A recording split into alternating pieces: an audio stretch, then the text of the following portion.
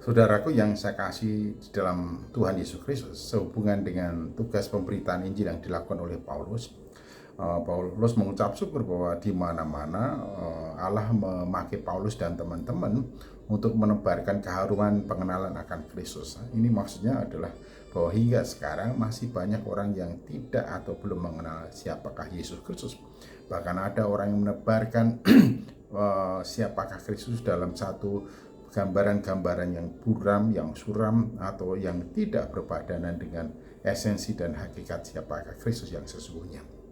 Nah, di tengah-tengah bertebarannya informasi atau berita-berita yang disampaikan tentang Kristus yang tidak sesuai dengan apa yang dinyatakan oleh firman Tuhan atau yang ditegaskan oleh Tuhan Yesus Kristus sendiri, maka pentinglah bagi kita orang-orang yang percaya kepadanya, yang mengenal siapakah Dia, untuk menebarkan pengenalan akan Dia di mana-mana melalui tutur kata kita, melalui cerita kita, melalui tulisan kita, melalui penjelasan kita, melalui konfirmasi yang kita berikan, sehingga dari waktu ke waktu semakin banyak orang yang mengenal siapakah Yesus Kristus. Firman telah menjadi manusia, firman yang adalah Allah telah menjadi manusia yang diberi nama Yesus. Dan mengapa firman menjadi manusia yang dikenal Yesus itu, mengapa Allah menjadi manusia, itu seringkali menjadi pertanyaan bagi kita. Ada yang mengatakan itu tidak mungkin, mungkin.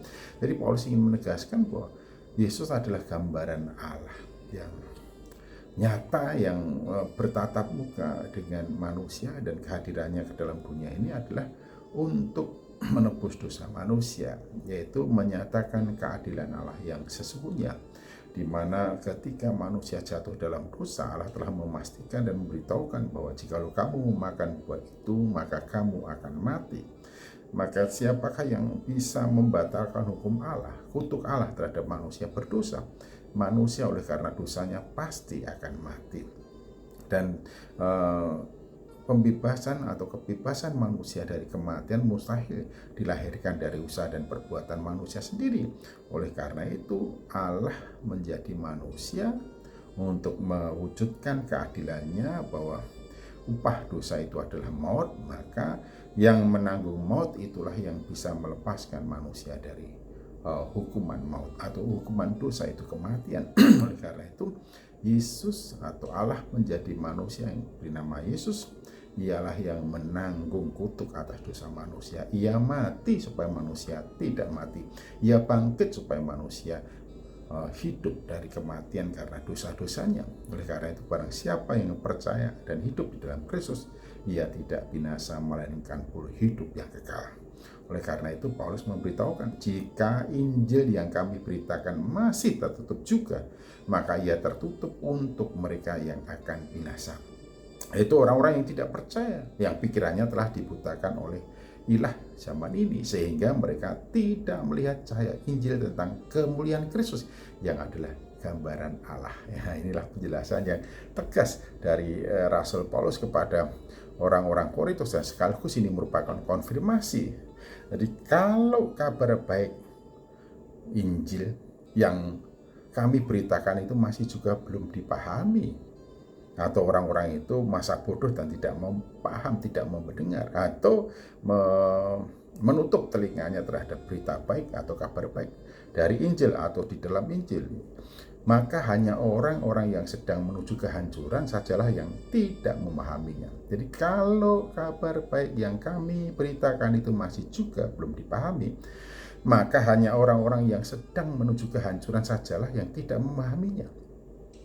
Ilah jahat yang menguasai dunia ini menutup pikiran orang-orang yang tidak percaya itu. Sesungguhnya ialah yang menghalang-halangi mereka supaya mereka tidak melihat terang dari kabar baik itu mengenai kebesaran Kristus yang merupakan gambaran Allah.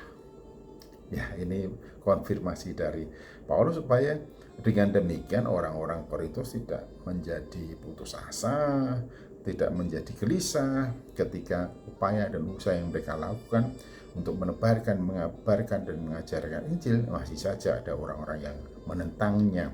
Kalau ada penentangan dan orang-orang itu tidak mau tahu siapakah Yesus sesungguhnya, malah membuat gambaran-gambaran sendiri tentang siapakah Yesus, maka sudah dapat dipastikan bahwa orang itu memang membutakan diri untuk tidak mau paham.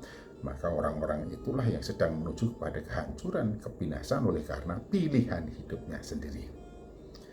Oleh karena itu kita harus pegang bahwa berhasilnya pemberitaan Injil adalah memberitakan bahwa Yesus Kristus Tuhan Juru Selamat di bawah pimpinan Roh Kudus dan menyerahkan hasilnya kepada Allah. Jangan berhenti memberitakan Injil.